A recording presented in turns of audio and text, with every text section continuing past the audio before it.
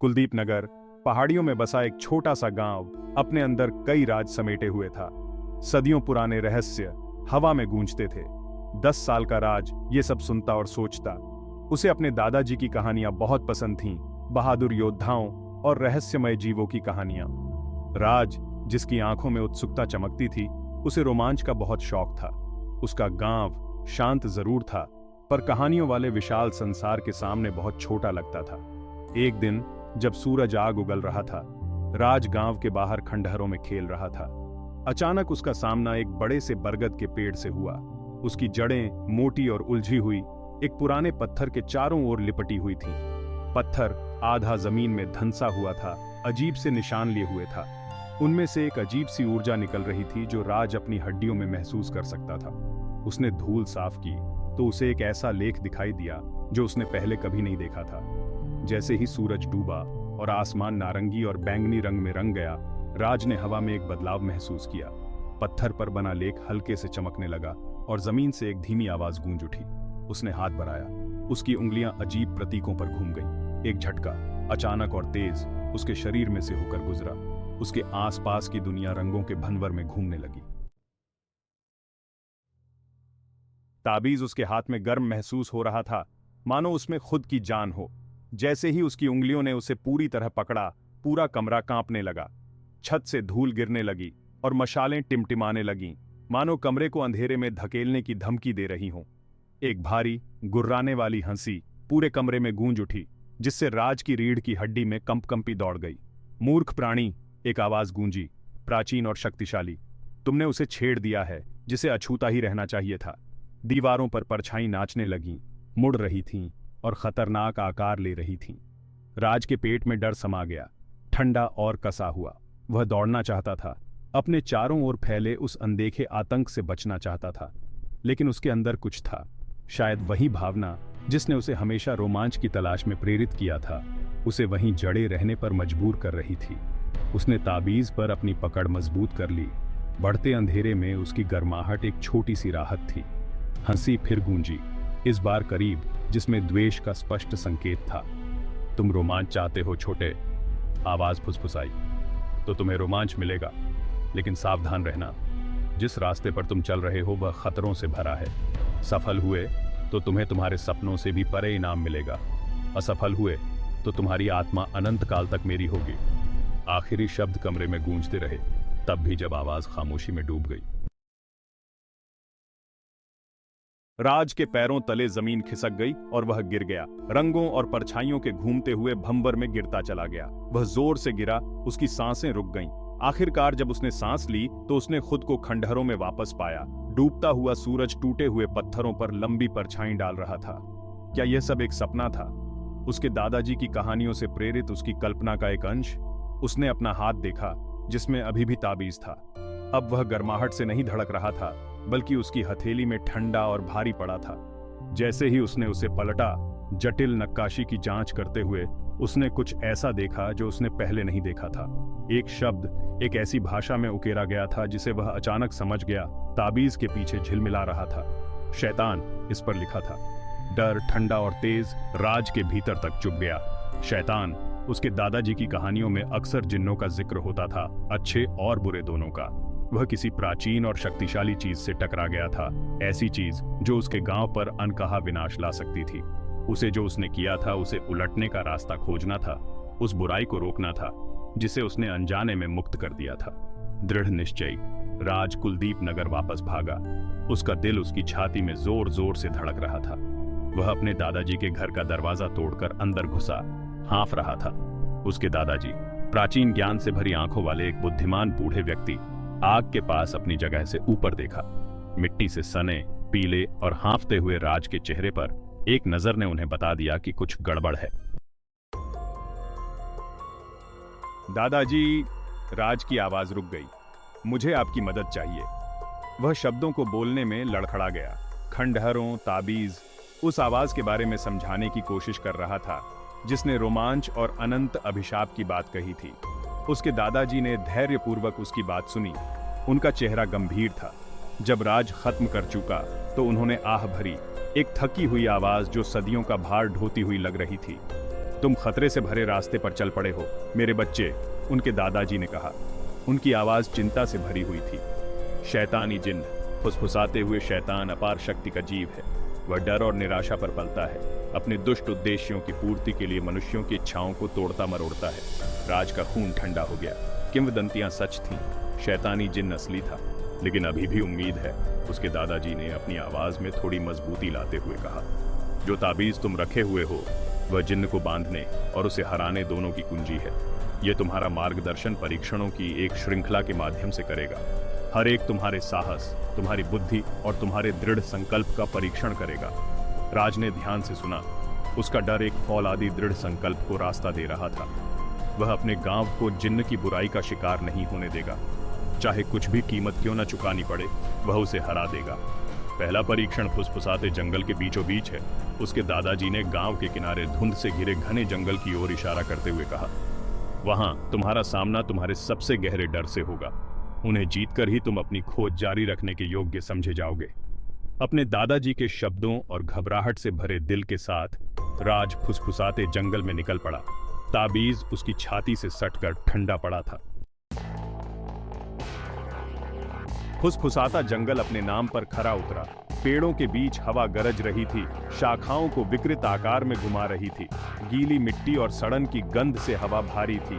अजीब सी फुसफुसाहट खुद पेड़ों से निकलती हुई प्रतीत हो रही थी। उसका नाम पुकार रही थी, उसे ताना मार रही थी, जंगल के आगोश में गहराई तक ले जाने की कोशिश कर रही थी। दिन रात में बदल गए और फिर भी राज आगे बढ़ता रहा। ताबीज उसका एकमात्र मार्गदर्शक था। उसने अपने डर का सामना किया। उसकी आत्मा को तोड़ने के लिए जिन्न द्वारा बनाए गए भ्रमों से जूझ रहा था। विशाल मकड़ियां जिनकी आंखें अंधेरे में अंगारों की तरह चमक रही थीं। खून के रंग के शल्क वाले सांप, उनकी फुफकार जंगल की खामोशी में चीखों की तरह गूंज रही थी। हर चुनौती ने उसके हौसले को कमजोर कर दिया, उसके साहस की सीमाओं का परीक्षण किया। जब उसे लगा कि अब और नहीं हो सकता, तो वह जंगल से बाहर निकलकर एक खुले मैदान में आ गया। बीच में एक गांव था। उसके घर तेल के दियों की गर्म रोशनी में नहाए हुए थे। खुले दरवाजों से हंसी और संगीत की आवाजें आ रही थीं, जो उसे पास बुला रही थीं। क्या यही हो सकता है? क्या वह आखिरकार सुरक्षित जगह पर पहुंच गया था? जैसे ही वह गांव के पास पहुंचा, बेचैनी की भावना उस पर हावी हो गई। हंसी मजबूर की हुई लग रही थी, संगीत थोड़ा बेसुरा था। ग्रामीण हालांकि मुस्कुरा रहे थे और हाथ हिला रहे थे। उनकी आंखों में एक अजीब सी खाली निगाह थी। उसने दरवाजे पर खड़ी एक महिला का अभिवादन करने के लिए हाथ बढ़ाया, जिसकी बाहों में ताजी बनी रोटियां थीं। लेकिन जैसे ही वह करीब आया, उसने देखा कि उसकी आंखें खाली खोपड़ियां थीं। उसकी मुस्कान गर्मजोशी और स्वागत का एक भयानक मजाक थी। उसे एहसास हुआ कि यह गांव भी एक और भ्रम था। उसकी आत्मा को तोड़ने के लिए शैतानी जिन्न की एक और चाल थी। वह भागने के लिए मुड़ा, लेकिन जंगल गायब हो गया था। वह फंस गया था, जिन्न की विकृत रचनाओं से घिरा हुआ था। निराशा उसे अपने आगोश में लेने लगी, लेकिन वह ताबीज से चिपक गया। उसकी चिकनी सतह उसके उद्देश्य की याद दिलाती थी। उसने अपनी आंखें बंद कर लीं, अपने दादाजी के शब्दों पर ध्यान केंद्रित करते हुए। साहस, बुद्धि और दृढ़ संकल्प। उसे अपनी बुद्धि का इस्तेमाल करना था, जिन्न के भ्रमों को भेदने के लिए। उसने अपनी आंखें खोलीं, इस बार सतह से परे देखते हुए जिन्न के धोखे के नीचे छिपे सच को खोज रहा था। और फिर उसने उसे देखा। हवा में एक हल्की सी झिलमिलाहट, प्रतीत होता है कि सुखद दृश्य में एक विकृति। वह उसकी ओर चला। ग्रामीणों द्वारा रुकने की दलीलों को अनसुना कर दिया। उसके गुजरते ही उनकी मुस्कानें खिसियाहट में बदल गईं। झिलमिलाहट और तेज होती गई और एक झरने के पीछे छिपी एक गुफा के मुहाने के रूप में सामने आई। फुसफुसाहटों की गुफा। उसने फुसफुसाते जंगल में अपने डर का सामना किया था। अब ऐसा लग रहा था उसे उन फुसफुसाहटों के स्रोत, खुद शैतानी जिन्न का सामना करना था। एक गहरी सांस लेते हुए वह झरने से गुजरा। बर्फीले पानी ने उसे हड्डी तक ठंडा कर दिया। गुफा अंधेरी थी, हवा में गंधक की गंध भरी हुई थी।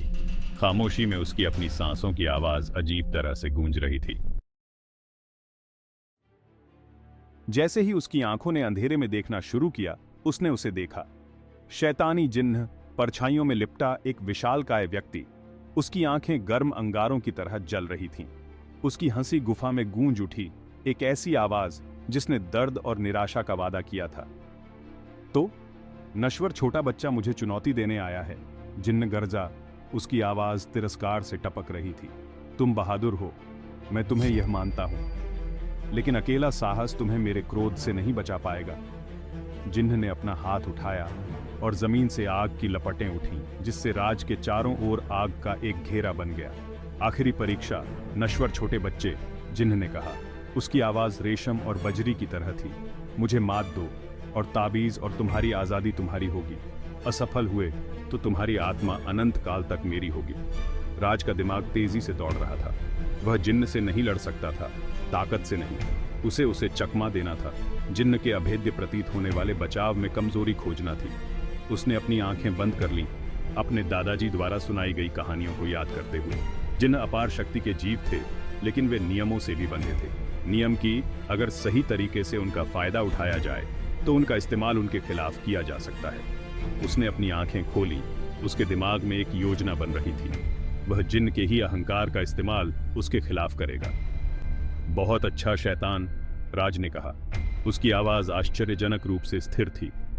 मैं आपकी चुनौती स्वीकार करता हूं। जिन्न हंसा, एक गहरी गड़गड़ाहट वाली आवाज जिसने गुफा की नींव ही हिला दी। तुम मुझे खुश करते हो नश्वर छोटे बच्चे, जिन्न ने कहा, लेकिन मनोरंजन तुम्हें नहीं बचाएगा। मुझे बताओ शैतान, राज ने आग के घेरे के करीब एक कदम बढ़ाते हुए कहा। अगर तुम इतने शक्तिशाली हो तो तुमने मेरी आत्मा पहले ही क्यों नहीं ले ली? जिन्न की आंखें सिकुड़ गईं, उसके चेहरे पर झुंझलाहट का भाव छा गया। तुम नियमों से बंधे हो, है ना? राज ने आगे बढ़ते हुए कहा। हर शब्द के साथ उसकी आवाज में आत्मविश्वास बढ़ता गया। नियम जो तुम्हें वह लेने से रोकते हैं जो स्वेच्छा से नहीं दिया गया है। जिन्न की चुप्पी ही राज को चाहिए थी। वह सही था। जिन्न उसकी आत्मा तब तक नहीं ले सकता जब तक वह स्वेच्छा से उसे समर्पित न कर दे। राज के चेहरे पर एक धीमी मुस्कान फैल गई। उसने जिन्न की कमजोरी का पता लगा लिया था। मैं तुम्हें एक चुनौती देता हूं शैतान, राज ने कहा। उसकी आवाज नई शक्ति के साथ गूंज रही थी। ताकत की नहीं, बुद्धि की लड़ाई। अगर तुम जीते तो मेरी आत्मा तुम्हारी है, लेकिन अगर मैं जीत गया तो तुम मुझे रिहा कर दोगे और ताबीज में वापस चले जाओगे। फिर कभी किसी दूसरी आत्मा को पीड़ा नहीं दोगे। जिन्न ने एक पल के लिए राज को देखा। उसकी जलती हुई निगाहें उसमें छेद कर रही थी। फिर राज को आश्चर्य हुआ। जिन्न ने अपना सिर पीछे किया और हंस पड़ा। बहुत अच्छा नश्वर छोटे बच्चे, जिन्न ने कहा। उसकी आवाज मनोरंजन से गूंज रही थी। तुम में जान है, देखते हैं कि तुम में मेल खाने वाली बुद्धि है या नहीं। जिन्न ने अपनी उंगलियां छटकाईं और राज को घेरे हुए आग की लपटें शांत हो गईं। उनकी जगह जटिल डिजाइन का एक खेल बोर्ड आ गया। खेल सरल है, जिन्न ने कहा। उसकी आवाज रेशम की तरह चिकनी थी। हमारे पास 7-7 टुकड़े हैं। जो पहले दूसरे के सभी टुकड़ों को पकड़ लेता है वह जीत जाता है। राज ने सिर हिलाया। उसका दिमाग पहले से ही अपने कदमों की गणना कर रहा था। वह जानता था कि जिन्न एक मास्टर रणनीतिकार था, लेकिन वह उसे मात देने के लिए दृढ़ था। उसके गांव, उसके परिवार, उसकी अपनी आत्मा का भाग्य इस पर निर्भर करता था। खेल लंबा और भीषण था। एक नश्वर लड़के और एक प्राचीन शक्तिशाली जिन्न के बीच बुद्धि की लड़ाई। राज ने ऐसे ध्यान के साथ खेला जो उसे कभी नहीं पता था कि उसके पास है। जिन्न की चालों का अनुमान लगाते हुए उसकी रणनीतियों का मुकाबला एक ऐसी चालाकी से किया जो उसकी कम उम्र पर विश्वास दिलाती थी। जिन्न, आसान जीत का आदी, जैसे जैसे खेल आगे बढ़ता गया निराश होता गया। अंत में एक अनंत काल की तरह लगने के बाद राज ने अपनी चाल चली। उसने जिन्न को एक जाल में फंसा लिया था, एक चालाक चाल जिसने जिन्न के राजा को असुरक्षित छोड़ दिया था। जिन्न बोर्ड को घूरता रहा।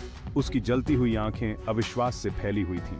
उसे एक मामूली बच्चे ने मात दे दी थी, चकमा दे दिया था। चेकमेट, राज फुसफुसाया।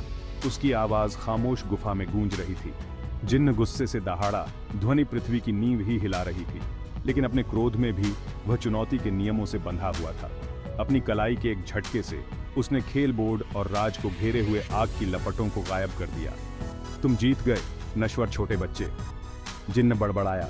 उसकी आवाज में अनिच्छुक सम्मान था। अपना इनाम लो और इस जगह से चले जाओ, लेकिन सावधान रहना, हमारे रास्ते फिर से मिल सकते हैं। जिन्न परछाइयों के एक भंवर में गायब हो गया।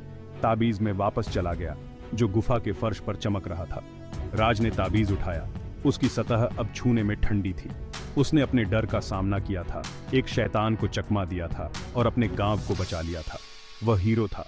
वह फुसफुसाहटों की गुफा से बाहर आया धूप में झपकाया। ताबीज उसकी जेब में एक गर्म भार था। ग्रामीणों ने, उनकी आंखें अब खाली नहीं बल्कि राहत और कृतज्ञता से भरी हुई थीं, उसकी वापसी पर जय जयकार की। उसने शैतानी जिन्न का सामना किया था और विजयी हुआ था। राज नाम के 10 साल के बच्चे के साहस और बुद्धि की बदौलत कुलदीप नगर सुरक्षित था।